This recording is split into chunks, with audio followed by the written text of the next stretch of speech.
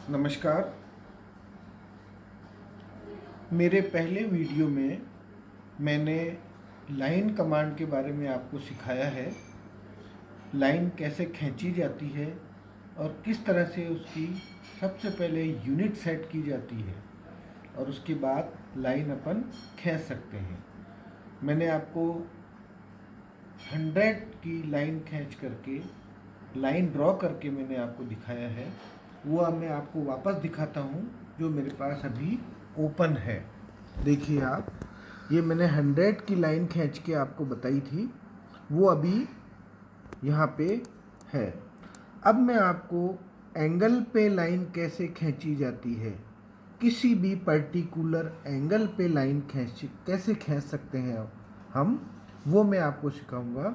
उसके लिए सबसे पहले आपको एल कमांड पे जाना है। कंप्यूटर के कीबोर्ड पे आपको एल दबाना है और उसके बाद एंटर दबाना है। जैसे ही आप एंटर दबाते हैं, जहाँ पे आपको एंगल पे लाइन खींचनी है, कर्सर को वहाँ ले जाएं और क्लिक करें। माउस के लेफ्ट बटन से आपको क्लिक करना है। जैसे ही अपन क्लिक करते हैं, मैंने बटन दबाया है क्लिक, और उसके बाद आप देखिए एक लाइन ड्रॉ होना चालू हो गई है।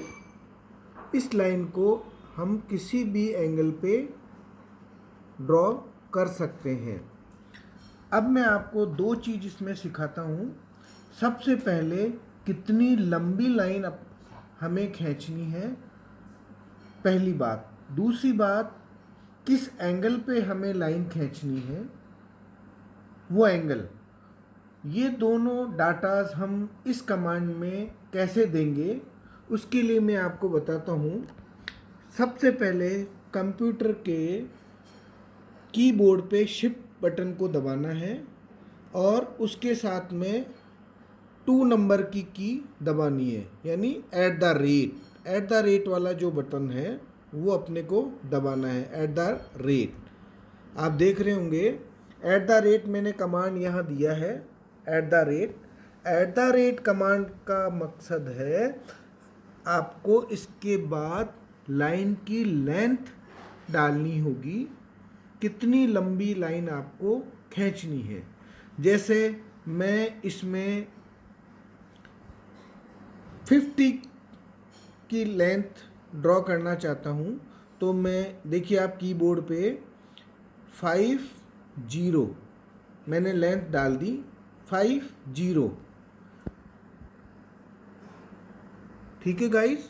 इसके बाद वापस से कंप्यूटर का शिफ्ट का बटन दबाना है और एट द एंगल, ये जो आप एंगल की देख रहे हैं, वो एंगल आपको लेना है, एंगल ये एट द एंगल अपने को दबाना है। अब मैं आप इसमें एंगल डाल रहा हूँ।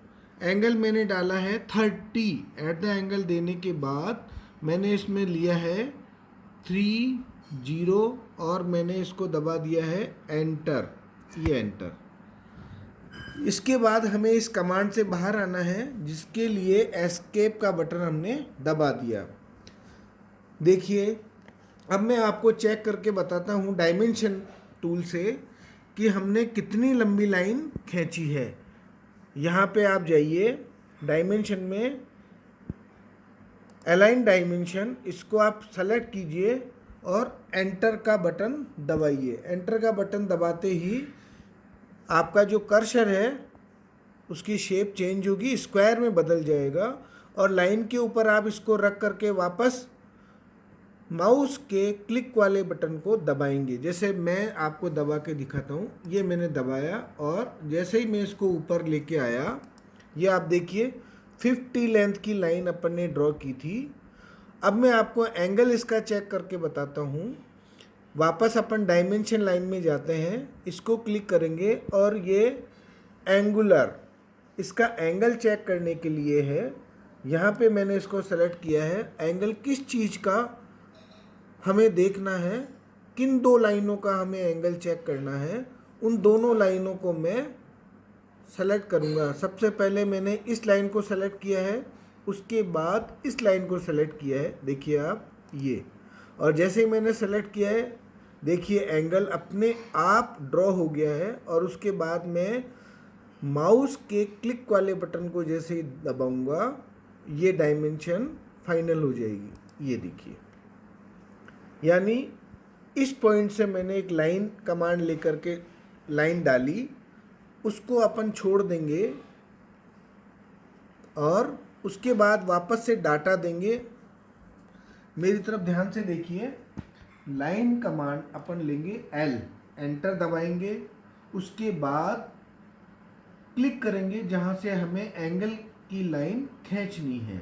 वहां क्लिक करने के बाद आप शिफ्ट का बटन दबा करके 2 नंबर दबाना है। इसका मतलब हो गया कि एट द रेट का दबाने के बाद आपको लाइन की लेंथ डालनी होगी, कितनी लंबी लाइन आप खींचना चाहते हैं, जैसे 10, 15, 12, 30, 50, जितनी भी आप चाहिए। जैसे ही आपने ये डाटा फुलफिल किया, उसके तुरंत बाद आपको शिफ्ट का बटन दबा करके एट द एंगल वाला बटन भी साथ में दबाना है।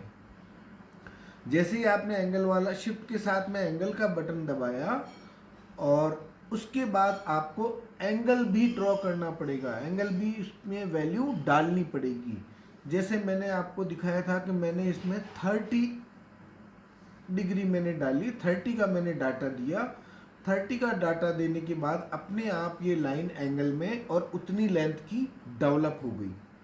उसके बाद मैंने डायमेंशन टूल कमांड में जा करके आपको ये दोनों चीज़ें चेक करके बताई है कि कैसे हम कोई भी लाइन किसी भी एंगल पे ड्रॉ कर सकते हैं। नमस्कार।